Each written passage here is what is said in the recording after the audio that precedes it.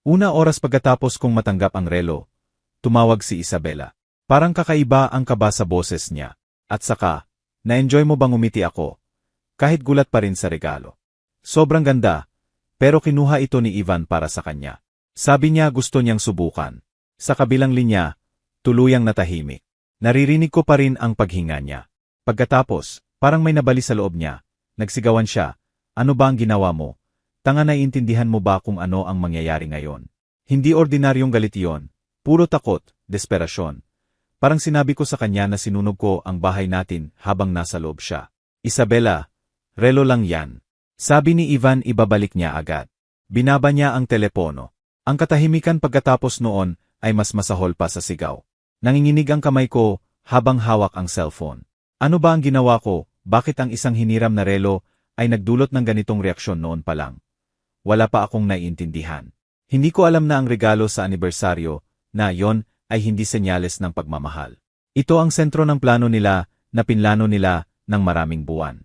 At ako, nang hindi ko alam, ay sinira ko ito ng tuluyan. Hayaan niyo akong ipaliwanag kung paano ako nakarating dito. Ako si Oscar, 50 anyos na, at 15 taon na akong parang multo sa sarili kong kasal. Hindi nakikita, walang halaga. Parang kasangkapan lang sa bahay na minana ni Isabela sa nanay niya. Noong nagpakasal kami, akala ko nakahanap ako ng makakasama habang buhay. Napaka-inosente ko pala, dahil ang pagpapakasal kay Isabela ay pagpapakasal din sa buong pamilya niya kay Danielita. Ang nanay niya matigas ang puso, na nagtayo ng imperyong real estate at tinatrato ang lahat na parang alipin. Kay Ivan, ang paboritong kapatid na 32 anyos na hindi pa nakapagtrabaho ng mahaba, dahil lagi siyang pinoprotektahan ni inay.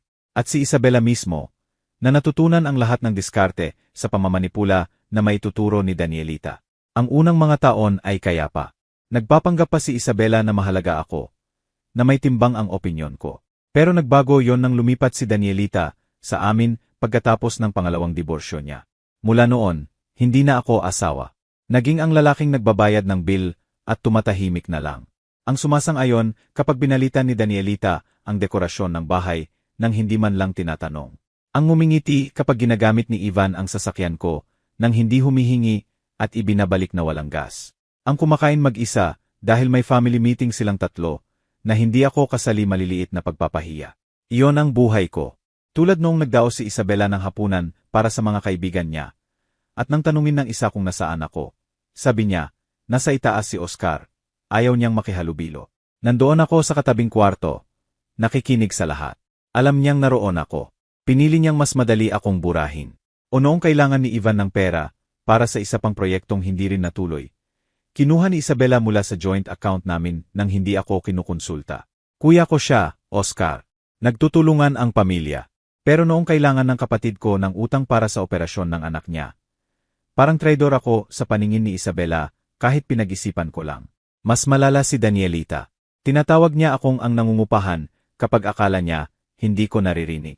Minsan sa isang pagdatalo tungkol sa pagkukumpuni ng kusina, sinabi niya sa harap ng lahat, Oscar, wala kang alam sa mga bagay na yan. Iwan mo na sa may alam. Hindi ako ipinagtanggol ni Isabela. Hindi niya kailanman ginawa. Tumawa si Ivan. Lagi siyang tumatawa. Tumahimik ako, tulad ng dati, nilalamon ang kahihiyan. Nagpapanggap na hindi masakit. Bakit ako nanatili iyon ang tanong ko ngayon? Siguro pinaghalong pag-asa na hangal at takot pag-asa na balang araw magiging muli si Isabela na kakilala ko. Takot na magsimula ulit sa edad na 50. Aminin na sayang ang 15 taon sa patay na kasal. Kaya nanatili ako, lalong lumubog sa pagiging hindi nakikita. Nasanay na akong balewalain, hamakin, kalimutan. Hanggang sa Martes na yon, ika-negatibo 15 naming anibersaryo. Wala akong inaasahan. Sa nakalipas na 5 taon, hindi na nga naalala ni Isabela ang petsa. Pero kinabukasan pumasok siya sa kwarto na may kahon na balot sa pilak na papel. Maganda, mamahalin. Maligayang anibersaryo, Oscar. Kakaiba ang ngiti niya, masyadong matamis, masyadong perpekto. Parang naka-acting para sa invisible audience. Binuksan ko ang kahon nang nanginginig ang kamay. Nalilito. Sa loob, isang relo. Hindi basta relo, Patek Philippe. Kilala ko ang brand, dahil laging pinag-usapan, yon ni Ivan. Nagkakahalaga ng madaling 1,700,000 at 67,000, siguro higit pa. Isabela, ito ay hindi ko matatanggap, sobra to. Lumapit siya. Hinawakan ang kamay ko ng may lambing na matagal ko nang hindi naramdaman. Deserve mo to sa pagditiis mo sa akin sa lahat ng taon. May kakaiba sa mata niya. Hindi ko ma-decipher noon. Ngayon alam ko siguro guilt o takot na baka hindi ko tanggapin ang regalo at masira ang plano nila bago pa magsimula. Pero noon, naramdaman ko lang ang hangal na pag-asa. Baka magbago pa ang lahat. Baka mahal pa rin niya ako kahit kaunti. Isinuot ko ang relo. Mabigat, matibay, maganda.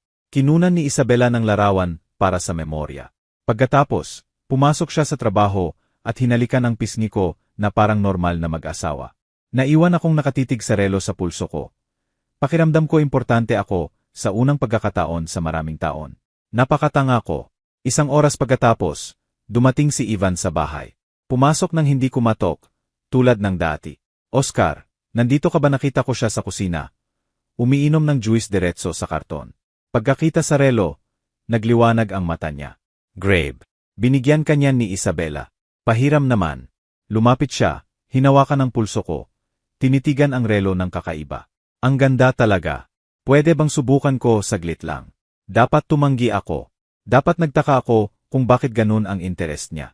Pero si Ivan, lagi niyang kinukuha ang gusto niya at ako lagi namang sumusuko. Mas madali kaysa makipag-away. Tinanggal ko ang relo at ibinigay. Isinuot niya, nakangiti na parang bata. Bagay na bagay sa akin. Gamitin ko muna. Sige, ibabalik ko mamaya. At umalis siya bago pa ako makasagot. 10 minuto pagkatapos, tumawag si Isabela at gumuho ang buong mundo ko sa 6 na salita. Ano ba ang ginawa mo? Tanga. Pagkatapos niyang ibaba, tinawagan ko siya ng 20 beses. Lahat diretso sa voicemail. Nag-text ako. Pakiusap, ipaliwanag mo kung ano ang nangyayari. Hindi ko maintindihan. Walang sagot. Katahimikan. Hinintay ko si Ivan sa buong bahay. Wala siya. Wala na rin ang sasakyan niya sa labas. Umalis siya kasama ang relo ko, at pakiramdam ko iyon mismo ang nagpasimula ng impyerno. Umupo ako sa sofa, nanginginig ang kamay, sinusubukang intindihin ang lahat. Bakit ang relo ang nagdudulot ng ganitong gulo? Ano ang espesyal doon bukod sa presyo? Hindi pa ako binigyan ni Isabela ng ganito kahalaga noon. Sa ika-negatibo, 1-0 na anibersaryo. Nekti lang. Sa ika-negatibo 5, hindi nga naalala ang petsa. At ngayon, bigla isang relo na nagkakahalaga ng 1,700,000 at 67,000. At ang reaksyon niya nang malaman na kay Ivan ito hindi lang galit, panik talaga, totoong takot, para may kakilakilabot at hindi na mababawi na nangyari. 2 oras pagkatapos, narinig ko ang sasakyan ni Isabela sa labas. Lumabas ako para salubungin siya, naghahanap ng sagot. Pumasok siya na galit, sinusundan ni Danielita. Tiningnan ako ng nanay niya nang may galit na parang ang dating normal na tingin ay mahal pa. Oscar, alam mo ba ang ginawa mo? Dumaan si Isabela sa tabi ko nang hindi tumingin. Diretso sa kwarto namin at ikinulong. Kumatok ako. Isabela, pakiusap, kausapin mo ako. Ano ba ang mali ko? Hinawakan ni Danielita ang braso ko ng mahigpit. Iwan mo siya. Sobra na ang nagawa mo ngayong araw. Binbitawan niya ako na parang nakakasuka ang paghipo sa akin. Natulog ako sa sofa ng gabing yon. Hindi lumabas si Isabela sa kwarto. Kinabukasan, pagbaba ko para magtimpla ng kape. Nandoon sina Danielita at Ivan sa hapagkainan. Wala na ang relo sa kamay ni Ivan. Saan ang relo? Tanong ko. Tiningnan ako ni Ivan ng kakaiba. Halos natatawa. Ibinigay ko na. Huwag kang mag-alala. Pero may kakaiba sa tono niya. Parang nanunuya. Sumabat si Danielita. Oscar, kailangan nating mag-usap. Sobrang galit sa'yo si Isabela. Mas mabuti siguro kung magbigay ka ng space. Manatili ka muna sa hotel ilang araw. Hindi suggestion yon, utos. Hotel? Bakit bahay ko rin to? Parang kahina-hinala pa ang tunog ng salita ko sa sarili ko. Ngumiti si Danielita, yung malamig na ngiti niya kapag alam niyang nanalo na siya. Technically, Oscar, sa pangalan ni Isabela ang bahay na to. Pamana galing sa tatay niya. Kaya kapag sinabi niyang kailangan niya ng space, bibigyan mo siya ng space. Tumango si Ivan na parang pinakamakatwiran sa mundo. Tumingin ako sa hagdan, umaasa na bumaba si Isabela. Ipagtanggol ako, magsalita, pero hindi siya dumating. Naiwan akong nakatayo roon, muling napahiya. Nararamdaman ang huling pira-piraso ng dangal ko na gumuho. Nag-empake ako ng maleta. Habang ginagawa yon, sa wakas binuksan ni Isabela ang pinto ng kwarto. Namumula ang mata niya. Pero hindi sa lungkot, sa galit. Oscar, Hindi ko kayang tingnan ka ngayon. Umalis ka na. Kapag handa na akong mag-usap, tatawagan kita. Sinubukan kong lumapit. Pakiusap, sabihin mo lang kung ano ang ginawa ko. Bigyan mo ako ng pagkakataong ayusin. Umurong siya na parang lason ako. Hindi mo na maaayos. Ang ginawa mo ay hindi na mababawi. Umalis ka na lang. At isinara ulit ang pinto. Nagmaneho ako patungo sa murang hotel sa labas ng syudad. Yung klaseng binabayaran ng cash at walang tanong. Umupo ako sa matigas na kama, sa kwartong mabaho ng disinfektante at kawalan ng pag-asa, at sinubukang intindihin ang buhay ko. 15 taon na natunaw sa ganito. Pinalaya sa sariling bahay dahil sa krimeng hindi ko maintindihan. Sa loob ng 3 araw, nanatili ako roon. Walang tawag galing kay Isabela. Walang sagot sa mga text ko. Sa ika-4 na araw, may mensahe galing sa kanya. Pwede tayong mag-usap. Pumunta ka bukas -3. Ikaw lang. May pag-asa sa dibdib ko. Baka maayos pa natin to. Baka ipaliwanag niya ang lahat at makahanap kami ng paraan para magpatuloy. Napaka-inosente ko pa rin. Dumating ako sa bahay eksakto -3. Nakaupo si Isabela sa sala. Tuwid ang likod. Magkadikit ang kamay sa kandungan. Katabi niya si Danielita. Siyempre, hindi kailanman magkakaroon ng usapan nang wala ang nanay niya. Umupo ka, Oscar. Umupo ako sa harap nila. Pakiramdam ko parang akusado sa korte. Huminga ng malalim si Isabela. Nag-isip ako ng matagal tungkol sa atin, sa kasal natin, at sa tingin ko oras na para maging tapat. Sumikip ang tiyan ko. Tapat tungkol sa ano tiningnan niya ako diretso sa mata. Hindi na gumagana to, Oscar. Matagal nang hindi gumagana. Alam natin yon ng dalawa. Parang bato ang tumama sa akin ang mga salita. Alam kong patay na ang kasal namin. Pero iba kapag narinig ng malakas. Isabela, pwede pa nating subukan. Therapy, kahit ano. Pinutol ako ni Danielita. Oscar, naman, magkaroon ka naman ng hiya. Mabait na nga ang anak ko sa'yo. Huwag mo siyang pagsisihan. Nagpatuloy si Isabela. Gusto ko ng diborsyo at para maging maayos to, kailangan mong pumirma ng ilang papeles. Makatarungan na hati ng ari-arian. Kinuha niya ang folder mula sa sofa at ibinigay sa akin. Inihanda na ng abogado ko ang lahat. Binuksan ko ang folder nang nanginginig ang kamay. Habang binabasa ko, parang nawawala ang lupa sa ilalim ko. Ayon sa mga papeles na yon, halos wala akong natira. Sa kanya ang bahay, alam ko na yon. Pero pati ang savings sa joint account, ang sasakyan na binayaran ko, ang investments na ginawa natin sa kanya rin. Sa akin, 883,500 at mga personal na gamit ko lang. Iyon lang. 15 taon ng kasal na natunaw sa 883,500. Isabela, hindi patas to. Nakatulong din ako sa savings na yan. Ako rin ang nagbabayad ng bill taon-taon. Huminga siya ng malalim na parang nakikipag-usap sa batang makulit. Oscar, mas maliit ang kita mo kaysa sa akin. Magbilang tayo ng totoo. Karamihan ng pera galing sa trabaho ko at sa investments na tinulungan ni inay. Generous na nga ako na may natira para sa'yo. Tumango si Danielita. Sobrang generous. Pwede ka ngang umalis na walang dala. Isinasaalang-alang ang ginawa mo kamakailan. Naroon na naman. Yung malabong akusasyon tungkol sa ginawa kong mali. Anong ginawa hindi nyo pa sinasabi kung ano. Ipinikit ni Isabela ang mata na parang nakakasakit ng pisikal ang boses ko. Ang relo, Oscar. Ang pagpapahiram mo kay Ivan ng relo ang naging huling patak na nagpuno sa baso. Pinatunayan nito na wala kang respeto sa kahit ano na ginagawa ko para sa'yo. Binigyan kita ng napakamahal na regalo. May malalim na kahulugan. Pero 1 oras lang, ibinigay mo na lang na parang walang halaga. Napanganga ako. Hindi ko ibinigay. Hiniram lang ni Ivan. Sabi niya ibabalik. Aano ko malalaman na magdudulot yon ng ganitong sakuna, tumayo si Danielita. Sayang ang oras, Isabela. Hindi siya magiging handa. Papirmahin mo na lang at tapos na. Tumayo rin si Isabela. May 1 linggo ka para mag-isip, Oscar. Pumirma ka ng kusa at mabilis at walang sakit ang wakas. O kaya sa mahirap na daan. Ikaw ang bahala. At lumabas silang dalawa sa sala. Iniwan akong mag-isa kasama ang mga papeles na sumisira sa buhay ko. Naiwan akong nagbabasa at nagbabasa ulit ng mga pahina. Naghahanap ng labasan. Wala. Lahat ay isinulat ng mukhang legal, makatarungan, lohikal. Pero alam kong ninakawan ako ng lahat. At ang pinakamasama, hindi ko pa rin maintindihan kung bakit talagang dahil lang sa pagpapahiram ng relo kay Ivan. Bumalik ako sa hotel dala ang divorce papers na nanginginig ang kamay. Gabing yon, Hindi ako nakatulog. Binasa ko ulit ang bawat linya, naghahanap ng legal na butas, abusadong clause na pwede kong gamitin para ipagtanggol ang sarili ko, pero profesional ang pagsulat. Makatwiran sa papel. Mas malaki ang kita ni Isabela. Pamana sa pamilya ang bahay. Sa nanay niya pinamahalaan ang investments. Sa papel, ako'y maintenance lang na asawa na dapat magpasalamat na may natira. Pero hindi pwedeng 883,500 lang ang halaga ng 15 taon. Hindi pwedeng mawala sa wala. Kinabukasan, nagdesisyon akong gawin ang hindi ko pa ginawa. Tumawag ako sa abogado.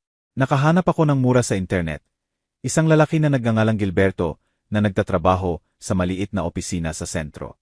Ipinakwento ko sa kanya ang sitwasyon sa telepono.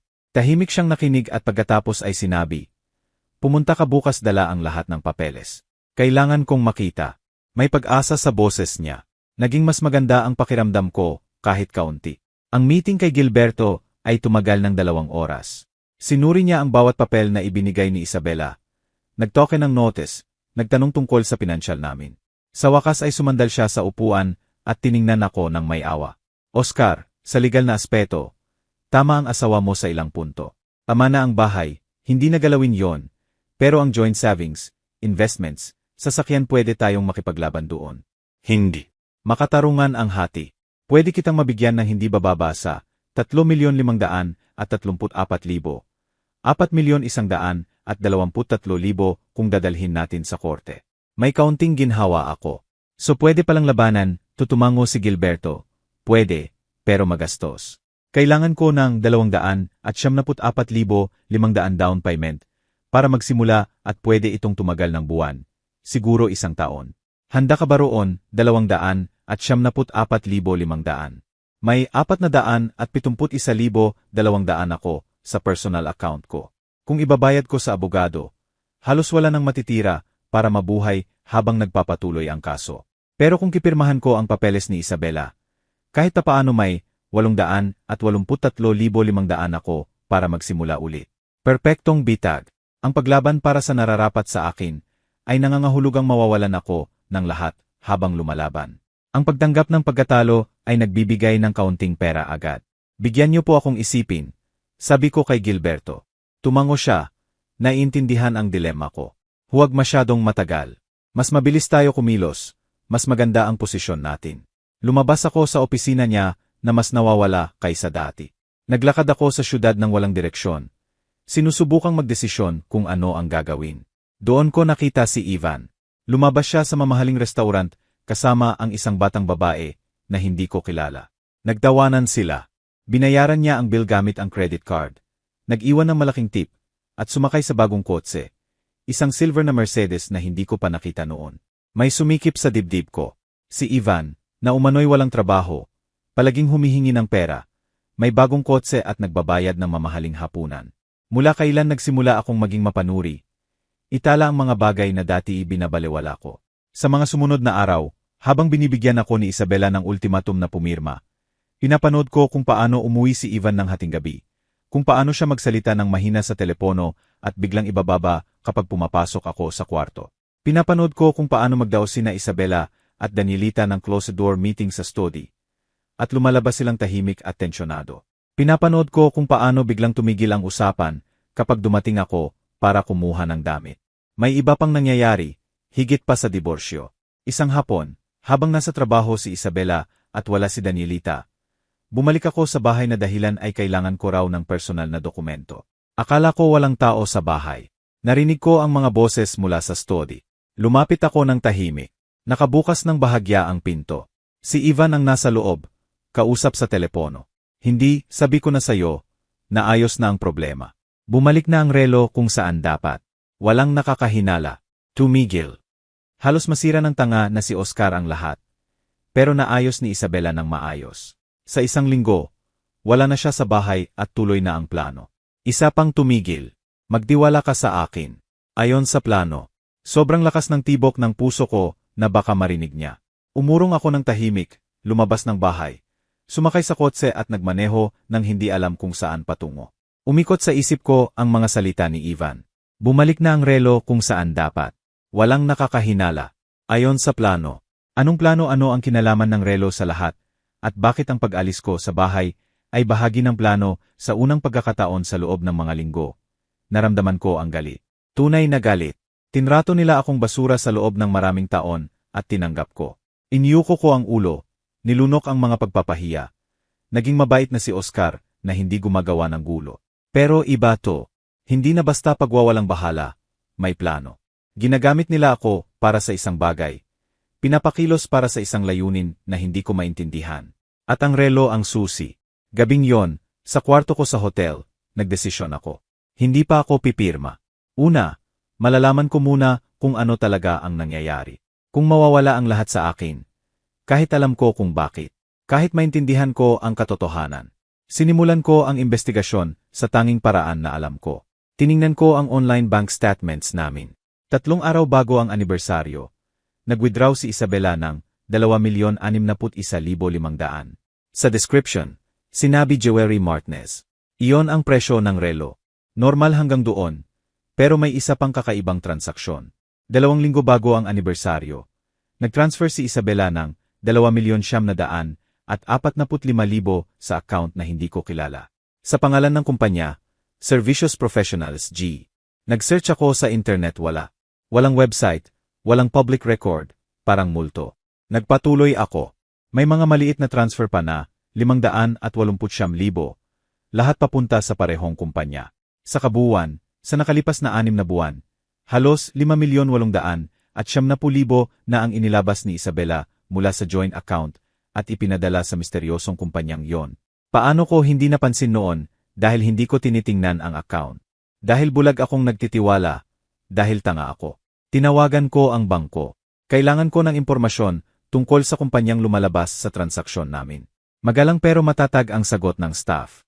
Sir, transaksyon lang po ang maibibigay ko, hindi tungkol sa third party. Kung gusto niyong malaman tungkol sa kumpanya, direktang makipag-ugnayan sa kanila. Binaba ko ng naiinis. Sinubukan ko sa ibang paraan. Tiningnan ko ang email ni Isabela. Binago na ang password. Sinubukan ko ang laptop niya na minsan iniiwan sa bahay. May bagong password din. Sarado ang lahat, protektado, na parang alam nilang magsisimula akong mag-imbestiga. Naalala ko noon, may problema si Ivan. Palaging pabaya. Lagi niyang iniiwan ang gamit, hindi naglilinis ng bakas. Kung may impormasyon, nasa kwarto niya yon. Gabing yon, naghintay ako hanggang alas -2 ng madaling araw. Alam kong tuwing Biyernes lumalabas si Ivan, at umuwi ng lasing na lasing. Pumasok ako sa bahay gamit ang susi ko. Nabuti na lang gumagana pa. Pumunta ako sa kwarto ni Ivan. Magulo tulad ng dati. Damit sa sahig, walang laman na bote, papeles kahit saan. Naghanap ako ng mabilis pero maingat. Sa desk niya, nakita ko ang mga resibo mula sa mamahaling restaurant, bar, bautike, mga gastusin na hindi bagay sa taong walang trabaho. Pagkatapos, nakita ko ang isang bagay na interesante. Isang nakaprint na kontrata. Binasa ko ng mabilis ang tibok ng puso. Kontrata ng pagbili ng commercial property sa sentro. Halaga, 11,780,000. Bumili si Ivan Mendez. Petsa ng lagda. 3 buwan na ang nakalipas. Bumili si Ivan ng commercial space gamit ang perang wala raw siya. Kinunan ko ng litrato ang kontrata gamit ang cellphone ko. Nanginginig ang kamay na 3 beses kong tinri para malinaw. 11,780,000. Bumili si Ivan ng commercial space na 11,780,000. Yung parehong Ivan na 2 buwan lang ang nakalipas humingi kay Isabela ng 589,000 dahil wala raw pambayad ng upa.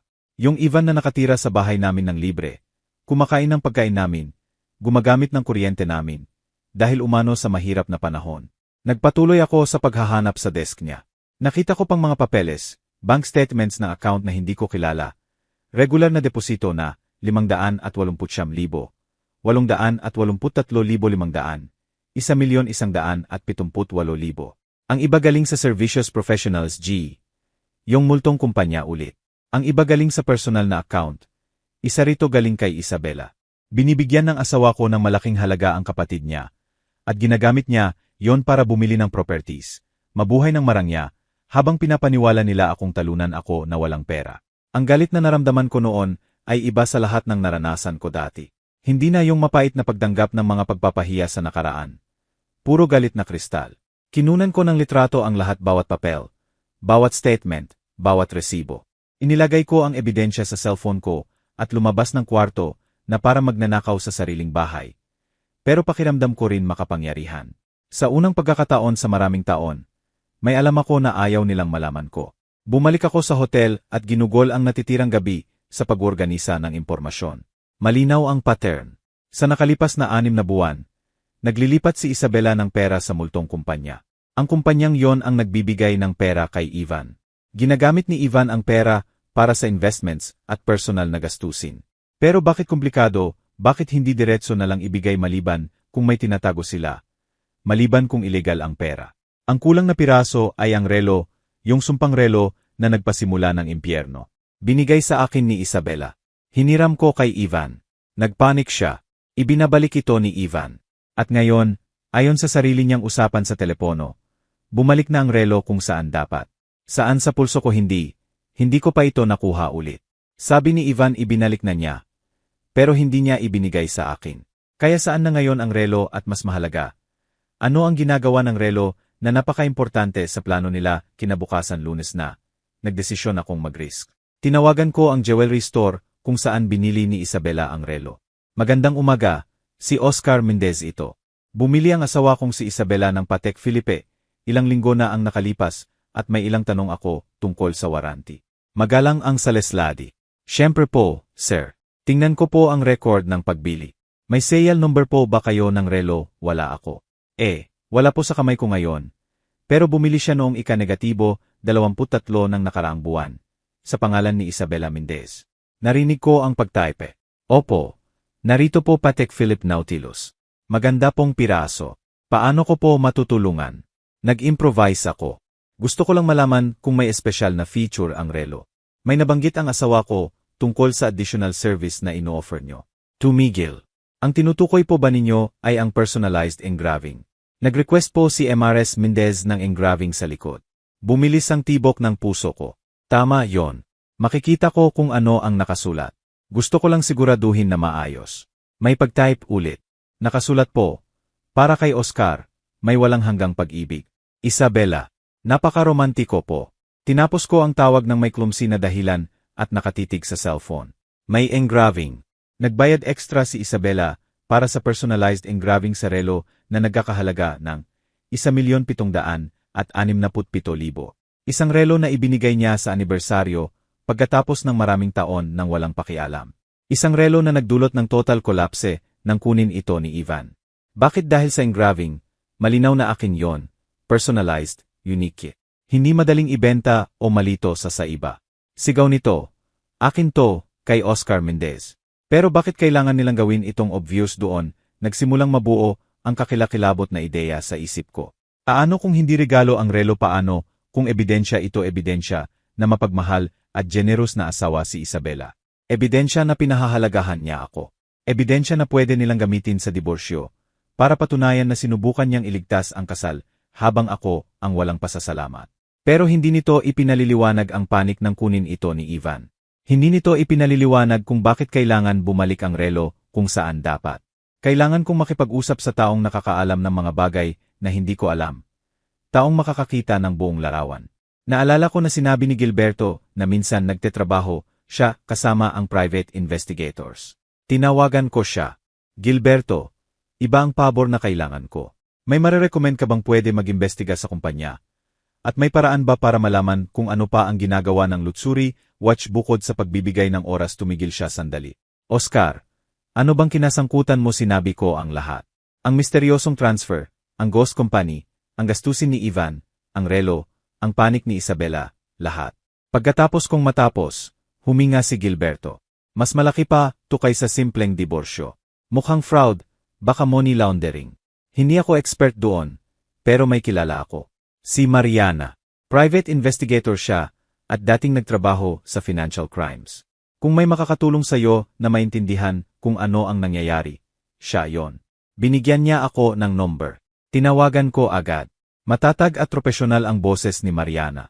Mr. Mendez, inupdate na ako ni Gilberto tungkol sa sitwasyon ninyo. Kailangan nating magkita personal. Dalhin ninyo ang lahat ng ebidensya, litrato, dokumento, lahat. Nagkita kami sa hapon sa isang discreet na coffee shop. Mga 40 anyos si Mariana, matalino ang tingin, diretso ang ugali. Ipinakita ko ang mga litrato sa cellphone ko. Tahimik niyang tiningnan, nagteke ng notes. Pagdating sa transfers papuntang Servicios Professionals G, naningkit ang mata niya. Ang kumpanyang to, hayaan mong imbestigahan ko. Kinuha niya ang laptop at nagtype. Pagkatapos ng 10 minuto, tumingin siya. Shell company to, nakarehistro sa Delaware, walang empleyado, walang pisikal na opisina. Karaniwan itong ginagamit para maglipat ng pera ng walang malinaw na bakas. Hindi iligal ang pagkakaroon nito, pero ang paraan ng paggamit nila ay nakakaalarma. Sa tingin mo ba naglalabas sila ng pera, nagkibit balikat si Mariana? Posible, o nagtatago ng kita para iwasan ang buwis, o naglilipat ng perang hindi dapat ilipat. Wala pang sapat na impormasyon para siguraduhin, pero tiyak na may tinatago sila. Pagkatapos, ikinuwento ko ang tungkol sa relo. Makinig siyang mabuti at nang banggitin ko ang panik ni Isabela, lumapit siya. Oscar, narinig mo na ba ang tungkol sa mini GS trackers? Sa mga mamahaling bagay umiling ako. Nagpatuloy siya. May mga naglalagay ng maliit na GS tracker sa mahalagang gamit relo, pitaka, alahas para maiwasan ang pagnanakaw. Pero pwede ring gamitin sa ibang bagay.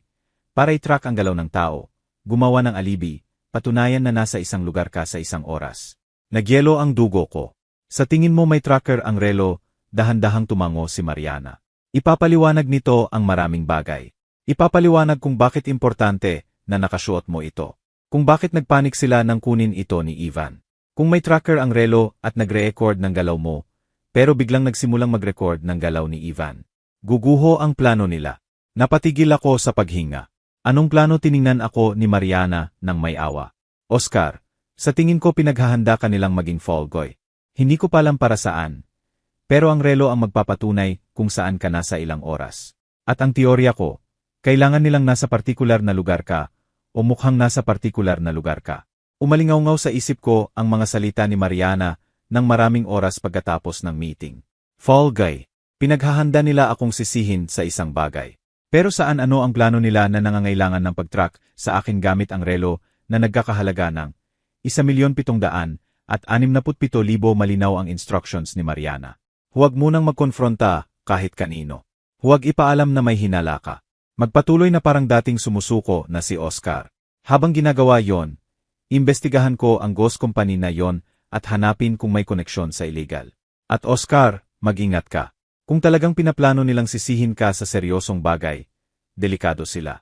Bumalik akong nagpapanggap na talo na ang asawa na isinasaalang-alang ang pagpirma sa divorce papers. 2 araw pagkatapos, tumawag si Isabela.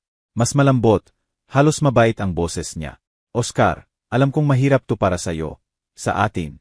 Pero sa tingin ko mas mabuti kung tapusin na natin na mabilis.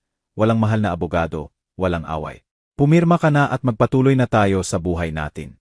Ginampanan ko ng perpekto ang papel ko. Tama ka, Isabela. Pagod na rin akong lumaban. Ilang araw na lang para maproseso ko lahat. Ayos lang ba narinig ko ang ginhawa sa boses niya? Siyempre, bigyan mo ang sarili mo ng oras. Pero huwag masyadong matagal.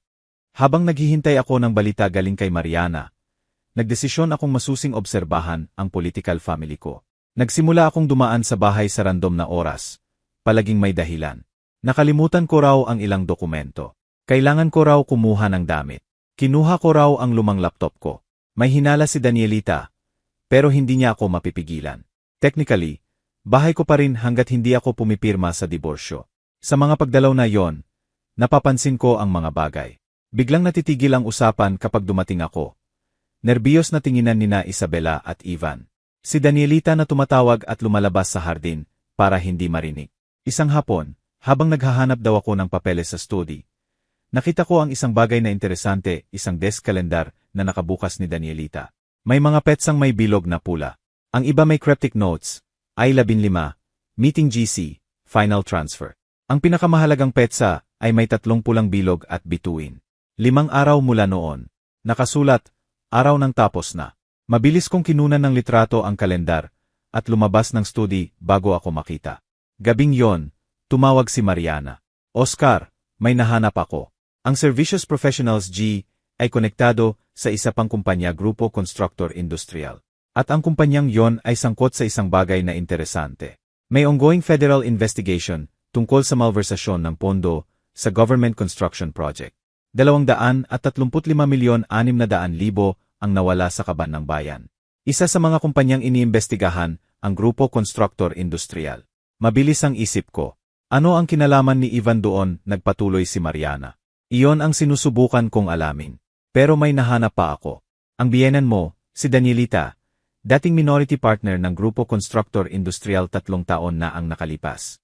Ibinenta niya ang shares niya bago magsimula ang investigasyon. Napaka-convenient. Nagsimulang magkaroon ng sense ang lahat sa baluktot na paraan.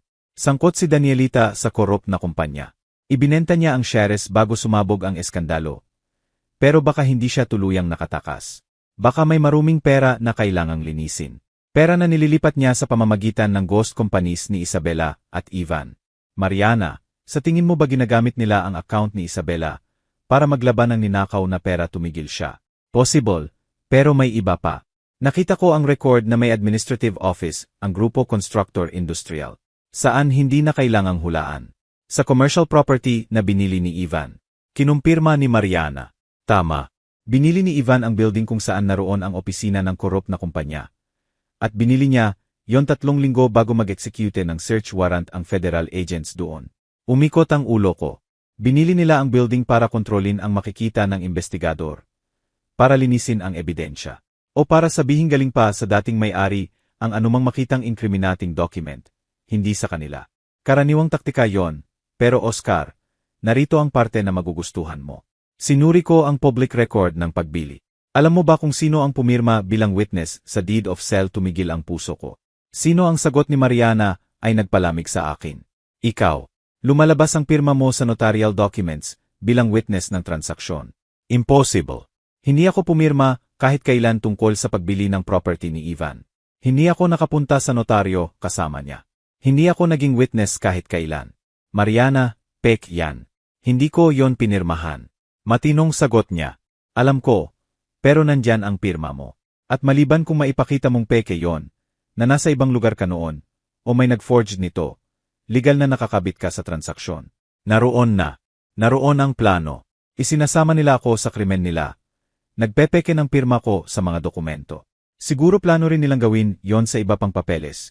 At kapag umabot ang federal investigation sa kanila, ako ang perfect suspect, ang tangang asawa na pumipirma ng hindi binabasa, ang walang kapangyarihan sa pamilya na pwede nilang isakripisyo. Mariana, kailangan ko ang original na dokumento.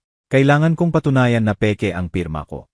Sagot niya, in order ko na ang certified copy. Darating sa 2 araw. Pero Oscar, seryoso to. Pinag-usapan natin federal fraud. Kung malalaman to at makukumbinsi nila ang autoridad na kasali ka, pwede kang makulong. Maraming taon sa kulungan. Parang kutsilyo ang takot na tumusok sa akin. Kulungan. Para sa krimeng hindi ko ginawa. Para sa pirma na hindi ko ginawa. Para sa plano na hindi ko alam. At biglang nagkaroon ng bagong kahulugan ang relo. Ang relo, sabi ko ng malakas, ang relo na may GS tracker. Kailangan nilang gumawa ng alibi o alisin ang isa. Kung makakatrack nila ang galaw ko, mapapatunayan nila na nasa ilang lugar ako, sa ilang oras, mga lugar na konektado sa illegal transactions nila. Tinapos ni Mariana ang iniisip ko. O kaya may edit nila ang data ng tracker, para mukhang nasa lugar ka na hindi mo nabilhan. Pwede palang manipulahin ang GS tracking kung alam mo kung paano. Pwede nilang buuin ang buong kwento ng galaw mo. Isang peking kwento na mag-incriminate sa'yo. Kaya nagpanik sila nang kunin ni Ivan ang relo. Kung si Ivan ang may suot na relo sa crucial moments ng illegal operations nila, ang tracker ang magre-record ng galaw niya, hindi ko.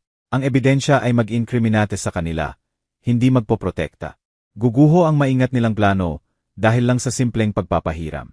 Ano ang gagawin ko ngayon? Tanong ko. Nararamdaman ang bigat ng lahat na dumudurog sa akin. Nag-isip si Mariana sandali. Una, kailangan nating makuha ulit ang relo. Kailangan natin ng physical proof ng tracker. Pangalawa, kailangan natin ng kopya ng lahat ng dokumentong pinirmahan nila ng peke. Pangatlo, kailangan nating maintindihan kung ano ang gagawin nila sa petsang nakamarkahan sa kalendar. Araw ng mangyayari sa loob ng 5 araw.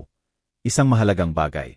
At may pakiramdam ako na yon ang araw na ikaw ang ibabagsak nila bilang perfect villain ng kwento nila. Ginugol ko ang susunod na 2 araw sa paghihirap, habang nagpapanggap na normal ang lahat, habang gumuho ang mundo ko. Inimbita ako ni Isabela sa hapunan para mag-usap ng maayos. sabi niya. Tinanggap ko. Kailangan kong mapanatili ang itsura. Sa bahay ang hapunan. Kaming dalawa lang. Maginhawa, may family matters sina Danielita at Ivan. Nagluto si Isabela ng pasta, paborito ko. Isang bagay na hindi niya ginawa mula noong unang taon ng kasal namin. Kumain kami sa awkward na katahimikan. Sinusubukan niyang maging charming, ngumiti, magkaroon ng light conversation. Sumabay ako, pero sa loob ko ay binibilang ang bawat salita. Oscar, sabi niya sa wakas, hinawakan ang kamay ko sa mesa. Alam kong masama ang pagtrato ko sa iyo nitong mga nakaraang taon. Alam ko at humihingi ako ng tawad. Pero kailangan mong maintindihan na ang diborsyo ang pinakamabuti para sa atin. Deserve mong maging masaya. Deserve mo ang isang taong tunay na nagpapahalaga sa iyo. Maganda ang tunog ng salita niya. Halos totoo. Pero hindi na ako ang dating inosenteng Oscar na naniniwala sa lahat ng sinasabi niya. Saan ang relo? Isabela, lumabas ang tanong bago ko mapigilan. Napakurap siya, nalilito. Ano? Sinubukan kong maging casual. Yung relo na ibinigay mo sa akin. Sabi ni Ivan, ibinalik na niya. Pero hindi niya ibinigay sa akin. Gusto ko sanang itago ko. After all, anibersaryo regalo yon. Nagtensyon si Isabela. Nakita ko ang paghigpit ng panga niya. Ang pagkakalumbay ng daliri niya sa tinidor. Nakaimbak ng ligtas ang relo. Matigas at defensive ang tono niya. Bakit nakaimbak akin yon? Hindi, regalo mo sa akin. Bigla siyang tumayo mula sa mesa. Oscar, pagkatapos ng drama mo na ipahiram, yon kay Ivan na parang murang laruan. Nagdesisyon akong iimbak muna hanggat hindi ka pa mature. Kapag pumirma ka na sa diborsyo at napatunayan mong responsible ka, ibibigay ko sa'yo. Tinitigan ko siya. Nakikita ang pagbabasag ng maskara ng mabuting asawa. Riulong nagkakahalaga ng 1,700,000 at 67,000 na may engraved na pangalan ko, Isabela. Hindi mo pwedeng kunin lang. Lumipat siya ng galit. Pwede kong gawin ang gusto ko. Ako ang bumili. Technically, akin pa rin hanggat hindi mo pa formal na tinatanggap bilang pag-aari. At dahil hindi ka pumirma ng gift receipt, legal na maari ko itong i-claim. Nag-improvise siya, gumagawa ng absurd na legal na dahilan. Pero kinumpirma niya sa akin na hindi niya balak ibalik sa akin ang relo kahit kailan. Sige, sabi ko habang itinaas ang kamay na parang sumusuko. Kalimutan mo na, hindi sulit mag-away para sa relo. Nakita kong nag-relax siya. Mabuti at naging reasonable ka. Ngayon, pag-usapan natin ang papeles.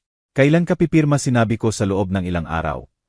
Kailangan ko lang ayusin muna ang ilang bagay. Mukhang nasiyahan siya. Natapos ang hapunan agad pagkatapos. Habang papalabas ako, nakita kong kinuha niya ang cellphone at mabilis na nagdial. Narinig ko ang mga piraso ng usapan mula sa hallway. Halos tapos na. Pipirma na siya agad. Hindi, wala siyang hinala. Ayon pa rin sa plano. Kinabukasan, tinawag ako ni Mariana sa opisina niya. May balita siya. Nakuha ko ang dokumento ng pagbili ng commercial space. Peking talaga ang pirma mo. Naghira ko ng handwriting expert at kinumpirma na kahit mukhang katulad sa una, may malinaw na pagkakaiba sa pressure ng stroke at ilang detalye. May nagpractice ng pirma mo at ginaya ng medyo maganda, pero hindi perpekto. Ipinakita niya ang analisis. Totoo, may maliliit na pagkakaiba ang pirma ko sa tunay kong pirma. Ito ay ebidensya, sabi ko. Pinatutunayan nito na pinirma nila ng peke. Tumango si Mariana. Pero hindi sapat mag-isa. Kailangan natin ng higit pa. Kailangan nating ipakita ang pattern at maintindihan kung ano ang mangyayari sa 2 araw. Malapit na ang araw na yon.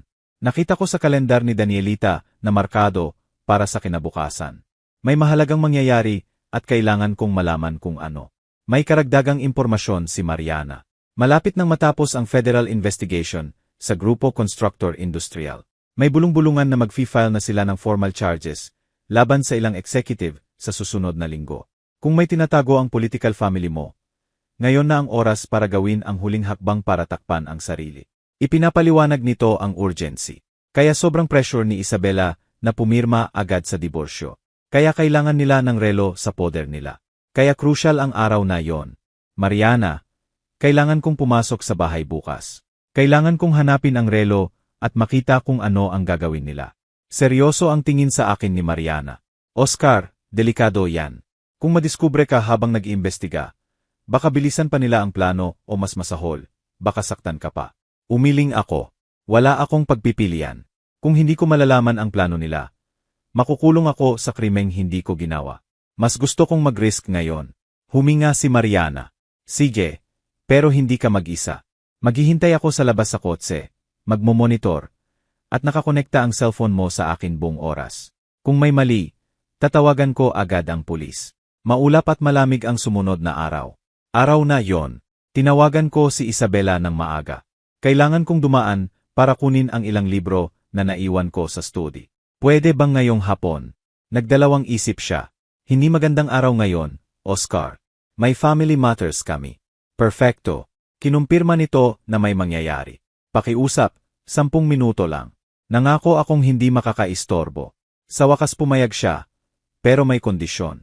Pumunta ka 2:00. 10 minuto lang, Oscar. May mahalaga kaming gagawin 3:00. 2:00 eksakto, dumating ako sa bahay. Nakaparada si Mariana kalahating block ang layo. Naka-open ang laptop at nakakonect ang cellphone ko sa silent call sa kanya. Naririnig niya ang lahat ng naririnig ko. Pumasok ako. Kakaibang tahimik ang bahay. Si Isabela ang sumalubong sa pinto. Mukhang kinakabahan. Bilisan mo, Oscar. Kunin mo ang mga libro mo at alis na. Pumunta ako sa study, pero ang mata ko ay nasa lahat, naghahanap ng bakas. Sa hapagkainan, nakita ko ang mga leather briefcase, mga dokumentong nakastack. Nasa kusina sina Danielita at Ivan, nag-uusap ng mahina. Lumapit ako ng tahimik, nagpapanggap na naghahanap sa bookshelf sa hallway. Darating ang kontak 3:00, sabi ni Danielita. May dala siyang final documents. Kapag pumirma na si Oscar sa diborsyo, ililipat natin lahat sa offshore accounts at isasara ang Servicios Professionals G. Kapag hinanap na ng federales ang pera, wala na sa kanilang kamay. Sagot ni Ivan, paano kung hindi pumirma si Oscar? Malamig na tumawa si Danielita, pipirma siya. Hawak ni Isabela sa kamay. At kung tumanggi siya, may plan B tayo. Handa na ang mga dokumentong may pirma niya. Pwede nating i-present bilang ebidensya na siya ang utak ng lahat. Ang galit na asawa na nagnakaw ng pondo mula sa kumpanya ng biyenan. May tracking ng relo na nagpapakita na nasa opisina ng grupo constructor siya sa mga K-dates. May transfers na mukhang galing sa accounts na kontrolado niya. Handa na ang lahat. Nagyelo ang dugo ko. Plan B, kung hindi ako makikipagtulungan, sisihin pa rin nila ako. Gagawin nila akong kontrabida sa ganap na gawa-gawang kwento. Lumitaw si Isabela sa likod ko. Nahanap mo na ang mga libro mo, napatalon ako. Eto na. Kumuha ako ng 2 libro nang walang pagpili mula sa istante. Malamig ang tingin niya sa akin. Sige, alis ka na. May iba na siyang itsura. Isang tigas na hindi ko pa nakita noon. Na para bang tuluyan na niyang itinapon ang pagpapanggap na mabait. Mabilis akong bumaba ng hagdan. Pagdaan ko sa sala, may nakita akong nagpatigil sa akin. Sa sofa, bahagyang nakatago sa ilalim ng unan. Isang maliit na kahon ang kahon ng relo. Kilala ko agad. Sobrang bilis ng tibok ng puso ko. Nandoon ang relo sa bahay. Siguro sa kahong yon. Tumingin ako sa likod. Umakyat na si Isabela sa 2nd floor. Nasa kusina pa rin sina Danielita at Ivan. May ilang segundo lang ako. Lumapit ako sa sofa, itinaas ang unan. Walang laman ang kahon. Putya. Naghanap ako sa paligid ng desperado. Pagkatapos, nakita ko ito sa center table. Nakatago sa ilalim ng ilang magazine ang relo. Kumikinang ng may mamahaling ningning. Kinuha ko ito, hinawakan sa kamay ko. Mabigat, tunay. Paglingon ko para lumabas, mukhaan ako ni Ivan. Tiningnan niya ang relo sa kamay ko. Pagkatapos ako, Oscar, ano yang ginagawa mo? Sinubukan kong maging casual. Akin tong relo. Dadalhin ko. Ngumiti si Ivan, yung malupit na ngiti na nakita ko ng milyon-milyon beses. Dito mananatili, yang relo. Iwan mo sa mesa at alis ka bago ko tawagin si Isabela. Hindi ako gumalaw. Sa unang pagkakataon sa loob ng 15 taon. Hindi ako gumalaw. Hindi ako sumuko. Hindi ako umiyuko. Akin to. Alis ako kasama nito. Nawala ang ngiti ni Ivan. Ibigay mo ang putang relo na yan, Oscar. Ano to? Dumating si Danielita mula sa kusina. Nakita ang relo sa kamay ko at nagbago ang mukha niya sa puro galit. Paano mo nagawa? Yan iwan mo, yan ngayon din. Tumakbo pababa si Isabela. Oscar, bitawan mo yang relo. Pinapalibutan nila ako. Binablock ang labasan. Hinihingi na ibalik ko ang relo. At sa sandaling yon nakita ko ang takot sa mata nila. Totoong takot. Dahil ang relo ang sentro ng plano nila. Kung wala ito, kung wala ang manipulated tracking, kung wala ang peking ebidensya ng di umano'y galaw ko, babagsak ang kwento nila. Hindi, sabi ko ng matatag. Akin tong relo at dadalhin ko. Lumapit si Ivan, nakakatakot. Kukunin ko sa'yo kahit kailanganin ang lakas. Umurong ako habang isinusuot ang relo sa bulsa. Subukan mo. Nasa labas si Mariana. Kung hawakan mo ako, tatawagan niya ang pulis. Namutla si Isabela. Mariana, sino si Mariana? Ngumiti ako mapait, matagumpay ng ngiti. Ang private investigator ko. Yung nag-discover ng buong maduming plano nyo. Ang ghost companies, ang nilabhan na pera, ang peking pirma, ang GS tracker sa relong to, lahat. Katahimikan na sumunod. Nakikita ko ang pag-iisip nila, pagkalkula, sinusubukang intindihin kung gaano karami ang alam ko. Si Danielita ang unang nakabawi. Wala kang ebidensya kahit ano. Gumagawa ka lang ng kwentong walang kwenta, dahil hindi mo matanggap na nabigo ang kasal nyo. Kinuha ko ang cellphone ko. May litrato ako ng lahat ng dokumento, may analysis ng peking pirma, may record ng transfers sa Servicios Professionals G. At ngayon, may hawak ako ng relo, yung relo na kailangan nyong ipaliwanag sa Federal Investigators, dahil may nakatagong GS tracker. Lumapit si Isabela sa akin. Nakalahad ang kamay na parang sinusubukang pakikalmahan. Oscar, hintayin mo. May malaking maling pagkakaintindi dito. Pwede tayong mag-usap. Pwede naming ipaliwanag lahat. Hindi yon ang iniisip mo. Pero nanginginig ang boses niya. Nakikita ko ang lumalaking takot sa mata niya. Alam ko eksakto kung ano to, sagot ko. Pinaghahanda nyo akong maging fall guy nyo. Lano nyong sisihin ako sa fraud ng Grupo Constructor Industrial. Kaya nyo pinirma ng peke ang pangalan ko sa mga dokumento. Kaya nyo lagyan ng tracker ang relo para makagawa ng peking ebidensya na kasali ako sa krimen nyo. Tumawa si Ivan ng kinakabahan. Paranoia mo yan, Oscar. Walang sumisisi sa'yo kahit ano. Masyado kang walang halaga para doon. Pinatahimik siya ni Danielita sa isang tingin. Mas matalino siya kaysa sa dalawa. Alam niyang ang pagsasalita ng sobra ay magpapalala lang. Oscar, kung talagang naniniwala kang may ebidensya ka ng ilegal na bagay, dalhin mo sa otoridad. Pero binabalaan kita, kapag inakusahan mo ang pamilya mo ng krimeng hindi nila ginawa, babagsak yan sa mukha mo. May mga abogado kami, magagaling na abogado. Mga abogado na sisirain ka sa korte. Hinigpitan ko ang hawak sa relo sa bulsa ko. May mga abogado kayo. May katotohanan ako. Tingnan natin kung sino ang mananalo. Tumalikod ako para umalis. Binlock ni Isabela ang daan. Hindi mo maaring kunin, yang relo. Conjugal property, yan at nasa proseso tayo ng diborsyo. Technically, nagnanakaw ka. Tiningnan ko siya diretso sa mata. May engraved na pangalan ko ang relo. Regalo mo sa akin sa anibersaryo. Akin to. At kung sobrang gusto mong maibalik, ipaliwanag mo sa judge kung bakit may nakatagong GS tracker sa loob. Marahan kong itinulak sa gilid at naglakad patungo sa pinto. Walang humarang sa akin physically. Pero sumigaw si Isabela sa likod ko. Pagsisisihan mo to, Oscar. Sisirain ka namin. Wala kang kaalam-alam kung kanino ka nakikipagsapalaran. Lumabas ako ng bahay. Mabilis na naglakad patungo sa kotse ni Mariana. Nag-start siya bago ko pa maisara ng tuluyan ang pinto. Narinig ko ang lahat, sabi niya habang nagmamaneho.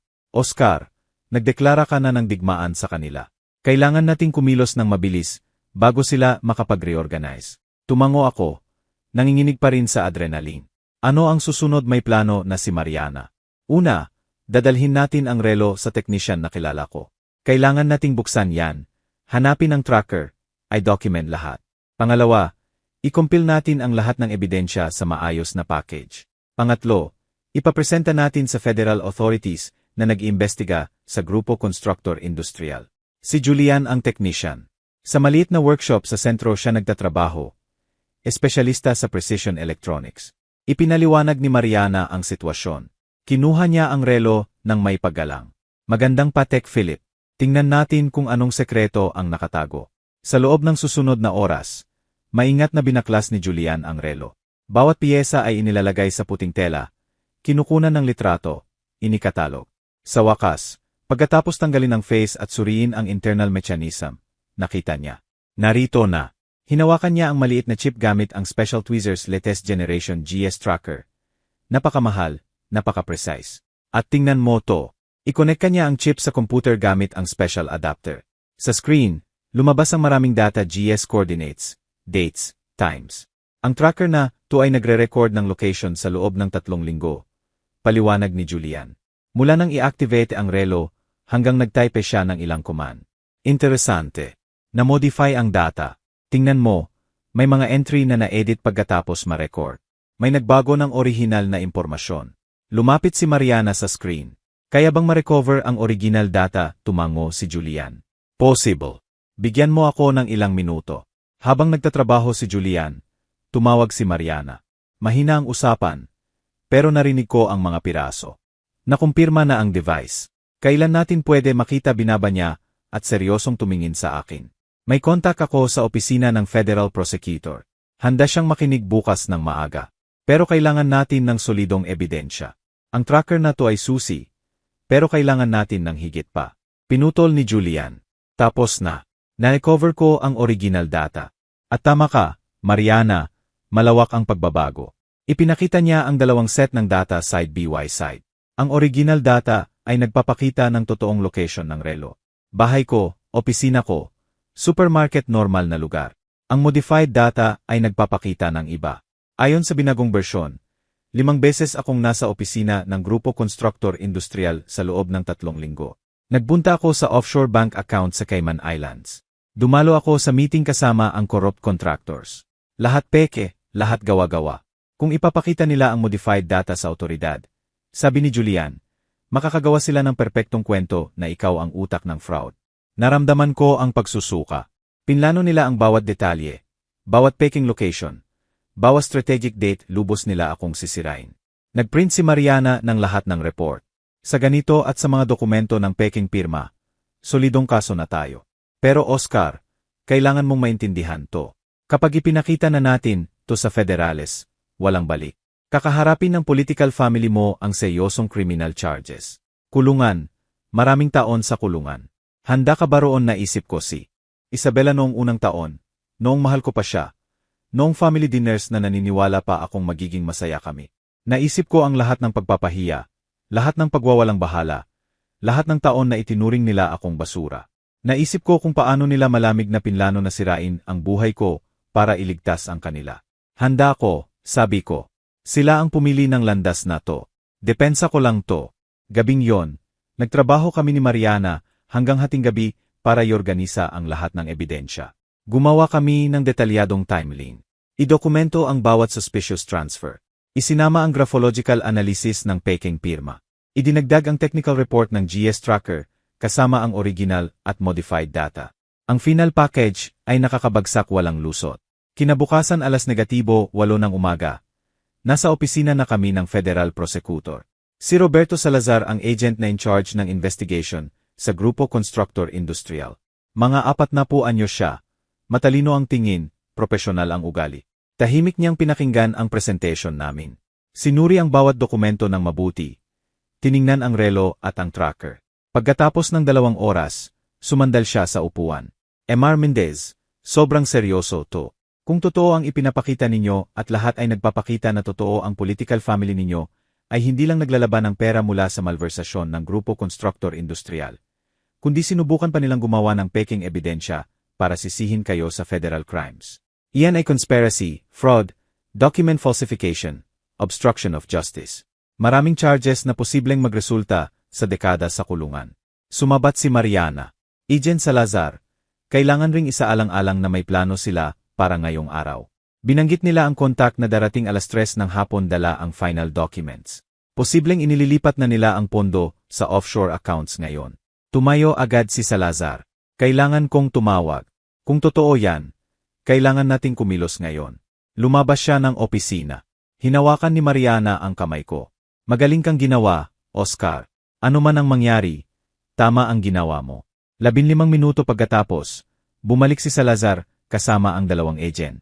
Emar Mendez, mag-i-execute kami ng search warrants sa dating tirahan ninyo at sa commercial property na binili ni Ivan Mendez. Papatigilin din namin ang lahat ng bank accounts na konektado kina Isabela Mendez, Danielita Mendez, at Ivan Mendez. Sasama po ba kayo bilang witness? Tumango ako. Gusto kong naroon. Dumating ang convoy ng federal vehicles sa dating bahay ko 2:00 ng hapon.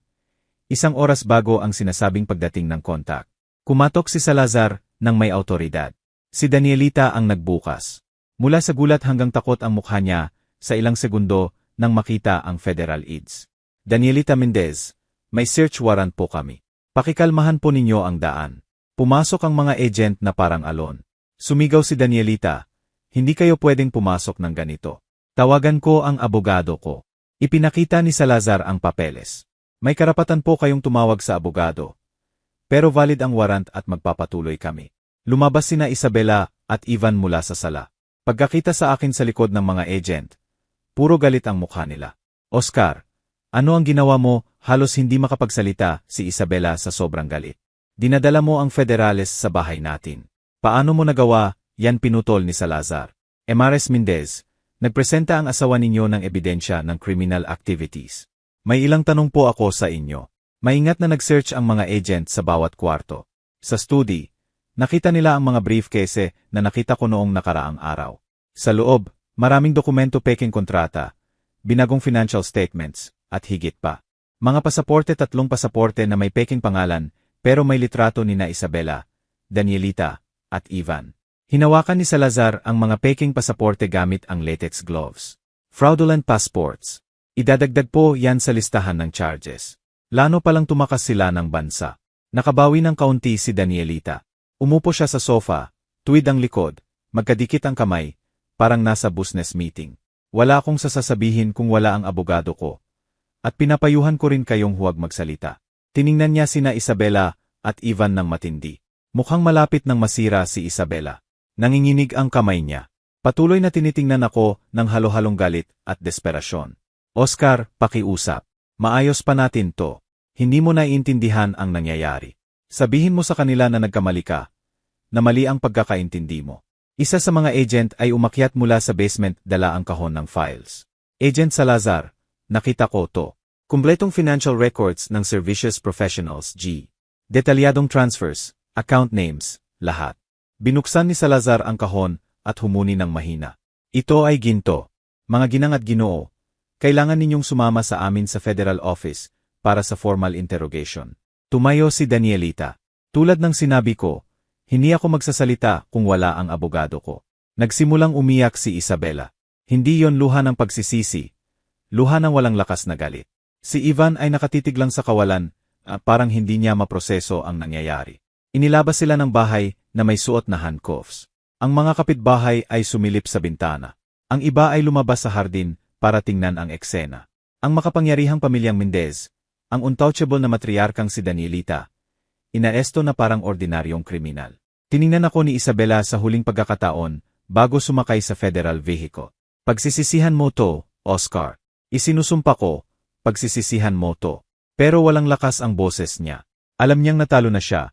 Nagumuho ang perpektong plano nila dahil sa lalaking lagi nilang itinuring na masyadong tanga para maging banta. Lumapit sa akin si Salazar pagkatapos madala ang mga detenido. Emar Mendez, kailangan ninyong sumama sa amin para magbigay ng complete formal statement. Lahat ng sinabi ninyo kaninang umaga ay kailangang ma-record ng opisyal. Kailangan din namin ang relo bilang ebidensya. Ibinigay ko ang relo, yung bagay na nagdulot ng ganoong kaguluhan. Sinamahan ako ni Mariana sa federal office. Sa loob ng susunod na 6 na oras, ikinuwento ko ang kwento ko ng paulit-ulit. Bawat detalye, bawat pagpapahiya, bawat piraso ng puzzle. Nagsigna ko ng statements.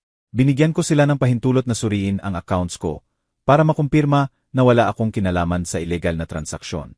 Binigyan ko sila ng access sa communications ko, sa galaw ko, sa lahat ng kailangan nila para patunayan ang kawalang kasalanan ko. Sa wakas, malapit alas negatibo 1:00 ng gabi, sinabi sa akin ni Salazar, "Pwede na po kayong umuwi, Emar Mendez sa hotel siguro. Walang charges laban sa inyo. Malinaw na biktima kayo ng maingat na binuong conspiracy. Sa katunayan, kakailanganin namin ang testimonyo ninyo kapag napunta to sa korte." Nagpasalamat ako. Dinala ako ni Mariana pabalik sa hotel. Sa kotse, walang nagsalita sa loob ng mahabang panahon. Sa wakas, siya ang bumriyak ng katahimikan. "Kumusta ang pakiramdam mo?" Naisip ko ang tanong. Paano ba ako pakiramdam? Pagod, tinraidor, galit, pero sa unang pagkakataon sa 15 taon malaya. Parang nagising ako mula sa masamang panaginip. Sabi ko, isang 15 taong bangungot. Ang mga sumunod na araw ay puno ng media frenzy. Lumabas ang balita. Prominenteng pamilya inaresto dahil sa federal fraud. Hinukay ng mga journalist ang lahat ng juicy angle. Ang korrupt na matriarka, ang manipulative na asawa, ang invisible na asawa na nagbunyag ng buong eskema. Hindi tumitigil ang cellphone ko. Mga journalist na humihingi ng interview, mga kakilala na matagal ko nang hindi nakakausap biglang nag-aalala sa akin. Kahit ang kapatid ko tumawag. Oscar, nakita ko sa balita. Ayos ka lang ba, bakit hindi mo sinabi sa akin? Hindi ko alam kung paano sumagot. Paano ko ipapaliwanag na lubog ako sa sariling kawalan ng pag-asa na hindi ko makita ang labasan? Isang linggo pagkatapos ng aresto, tumawag si Mariana. May balita ako. Nag-alok ang Federales ng dial kay Ivan. Kung magte-testify siya laban kina Danielita at Isabela, babawasan ang charges niya. Tinanggap niya. Hindi ako nagulat. Si Ivan ang pinakamahina sa tatlo. Ang spoiled na bata na hindi pa naharap sa konsekwensya. Siyempre ibebenta niya ang nanay at ate niya para iligtas ang sarili. Ano ang sinabi niya? Nagpatuloy si Mariana. Inamin niya lahat. Ang buong plano.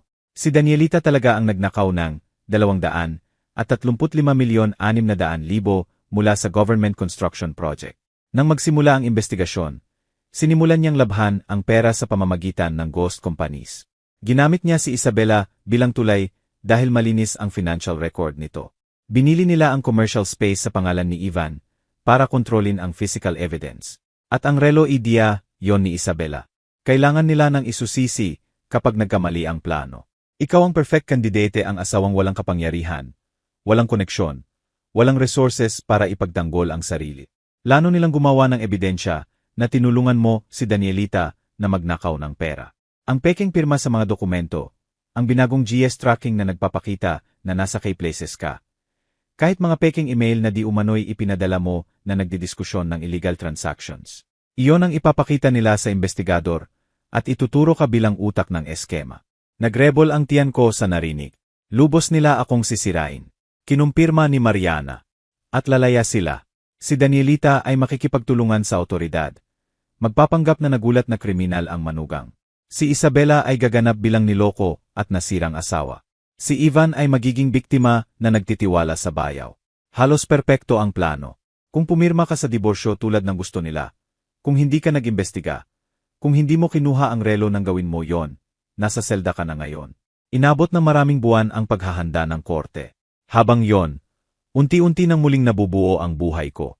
Binuwag ang divorce papers na ibinigay ni Isabela. Ngayon, tinulungan ako ng abogado na espesyalista sa marital fraud na mag-file ng sarili kong divorce case. Dahil nahaharap si Isabela sa criminal charges, nagbago ng radikal ang division of assets. Inutusan ng judge na ibenta ang bahay at hatiin ng patas ang proceeds. Na-on-freeze ang joint accounts pagkatapos makumpirma ng Federales na ang legitimate money doon ay kalahati ko. Sa unang pagkakataon sa 15 taon, may resources ako, may options, may kalayaan. Nakahanap ako ng maliit pero maaliwalas na apartment, wala sa luho. Pero akin talaga, lubos na akin. Walang nagsasabi kung paano dekorasyon. Walang bumabaliwala sa akin sa sarili kong sala. Walang nagpaparamdam sa akin na invisible. Nagsimula ako ng therapy. Tinulungan ako ng therapist na maintindihan kung paano ako nakarating sa punto na yon. Kung paano ko pinayagan na tratuhin ako ng ganun ng matagal. Oscar, sabi niya sa isang session, biktima ka ng systematic emotional abuse. May pangalan ang naranasan mo, psychological violence. Hindi ito naging hindi totoo dahil walang pisikal na pasa. Napalaya at masakit ng sabay ang mga salitang yon. Nang dumating ang korte, nakaupo ako sa unahan. Katabi ko si Mariana, hinahawakan ang kamay ko sa mga mahihirap na sandali. Si Ivan ang unang nag-testify. Ikinuwento niya ang buong plano ng walang emosyon. Hindi tumitingin sa nanay o ate niya. Tiningnan siya ni Danielita nang may purong galit mula sa defense table. Tahimik na umiyak si Isabela. Pagkatapos, nag-testify ang technology expert kung paano binago ang GS tracker. Ipinakita sa jury ang original yes. Modified data. Hindi may kakaila ang pagkakaiba. Sunod ang handwriting expert. Ipinakita sa malaking enlargement kung paano pinirma ng peke ang pangalan ko sa maraming dokumento. Sa wakas, tinawag ako sa witness stand. Ikinuwento ko ang kwento ko. 15 taon ng kasal. Ang patuloy na pagpapahiya. Ang regalo ng relo na akala ko milagro. Ang panik ni Isabela nang kunin ito ni Ivan. Ang aking investigasyon. Ang pagtuklas sa plano. Nagtanong ng diretso ang prosecutor. Emar Mendez, may punto po ba kayong kasali sa illegal activities ng Grupo Constructor Industrial? Wala. Kusang pumirma po ba kayo sa alinman sa mga dokumentong may lagda ninyo hindi? Peke po ang mga lagda na yon. Nasa mga location po ba kayo na ipinahiwatig ng modified GS? Hindi po. Tulad ng ipinapakita ng original data. Nasa normal routine lang ako trabaho, bahay, grocery. Sinubukan ng defense lawyer ni Danielita na ipakita akong mapaghiganti. Emar Mendez, totoo po bang nagtatanim kayo ng sama ng loob sa asawa ninyo dahil gusto niyang magdiborsyo? Totoo na masakit ang diborsyo, pero hindi nito binabago ang mga katotohanan. Nagpeke sila ng dokumento, naglagay ng tracker, naglano na sisihin ako. Hindi posibleng maling interpretasyon lang ng inosenteng usapan ang ginawa ko para makabuo ng kwentong conspiracy. Ang mga dokumento mismo ang nagsasalita peking lagda, GS tracker, peking pasaporte. Hindi yon maling interpretasyon. 3 linggo ang korte. Araw-araw may bagong revelation. Ipinakita ng prosecution na halos 235,600,000 ang inilipat ni Danielita mula sa government project sa loob ng 2 taon. Ipinakita kung paano dumaan ang pera sa 6 na ghost companies bago makarating sa accounts na kontrolado ni Isabela. Pinatunayan na hindi lang commercial space ang binili ni Ivan, kundi 2 pang properties gamit ang nilabhan na pera. Napakalakas ng ebidensya. Nagawa ng defense lawyers ang makakaya nila. Pero parang sinusubukan nilang pigilan ang avalanche gamit ang kamay. Sa closing testimony, sa wakas nagsalita si Isabela. Umakyat siya sa stand na nakasuit na kulay abo. Nakataliang buhok. Walang makeo. Sinusubukan niyang magmukhang vulnerable. Nagsisisi. Mahal ko si Oscar. Sabi niya nang nanginginig ang boses. Alam kong hindi ko na ipakita ng maayos sa mga huling taon. Alam kong masama ang pagtrato ko. Pero hindi ko kailanman gustong masaktan siya sa lahat ng ito. Pinilit ako ng nanay ko. Sabi niya iyon lang ang paraan para mailigtas ang pamilya. Ako lang, gusto ko lang maprotektahan ang pamilya ko. Tumingin siya diretso sa jury nang tumutulo ang luha. Nagkamali ako ng malaki. Alam ko yon. Pero isinusumpa ko na hindi ko gustong makulong si Oscar. Nang makita ko kung paano umuunlad ang plano, sinubukan kong itigil yon kaya ko binigay ang relo. Alam kong kapag nasa kanya yon, hindi na ito magagamit ng nanay ko para sisihin siya. Maganda at halos kapanipaniwala ang kasinungalingan. Pero winasak ito ng prosecutor sa cross-examination. Emares Mendez, kung talagang pinoprotektahan ninyo ang asawa ninyo, bakit ninyo pinirma ng peke ang pangalan niya sa legal documents? Nagdalawang isip si Isabela. Hindi ako yung pumirma.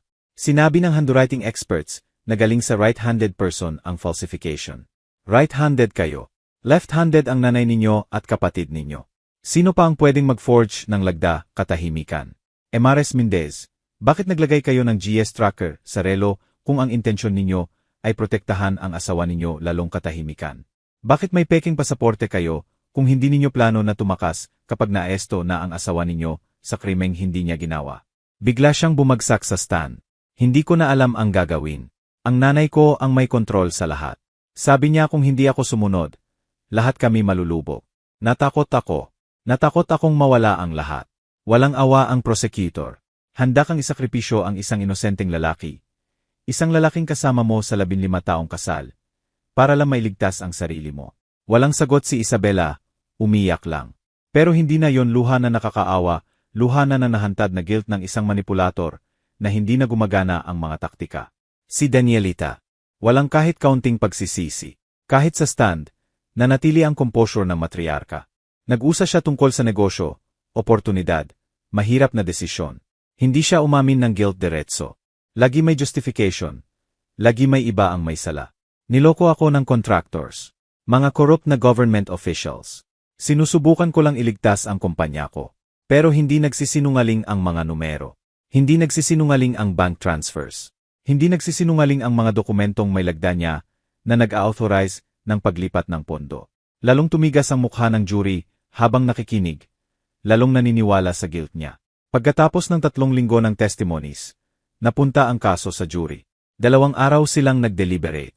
2 araw na halos hindi ako nakatulog. Halos hindi kumain. Tinatawagan ako ni Mariana kada ilang oras para siguraduhing ayos lang ako. Ano man ang hatol, Oscar, nanalo ka na.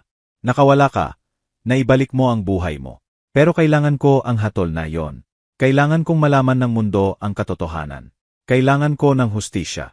Sa 4 araw, bumalik ang jury. Puno ang courtroom. Mga journalist na curious. Ilang kakilala ng pamilya Mendez.